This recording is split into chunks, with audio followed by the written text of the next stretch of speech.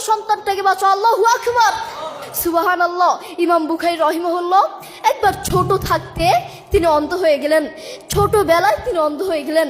এরপর থেকে তার মা তার জন্য প্রত্যেক দিন দোয়া করতেন। একদিন তার মা তার জন্য রাত্রে দোয়া করতে করতে ঘুমিয়ে পড়লেন। এরপর তিনি স্বপ্নে দেখতে পেলেন তার সন্তানের চোখ ফিরে পেয়েছে। এরপর তিনি ঘুম থেকে উঠে সন্তানের কাছে গিয়ে দেখলেন সত্যই তার সন্তানের চোখ ফিরে পেয়েছে।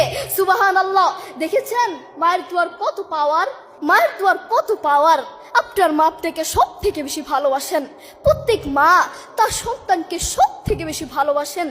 নিজের জীবন পর্যন্ত দিয়ে দিতে চান, নিজের জীবন হারাতে চান, নিজের জীবনের চেয়েও সন্তানকে বেশি ভালোবাসেন। বিশ্বাস হয় না? তার একটা সত্য দৃষ্টান্ত দিলে হয়তো আপনারা বুঝতে পারবেন।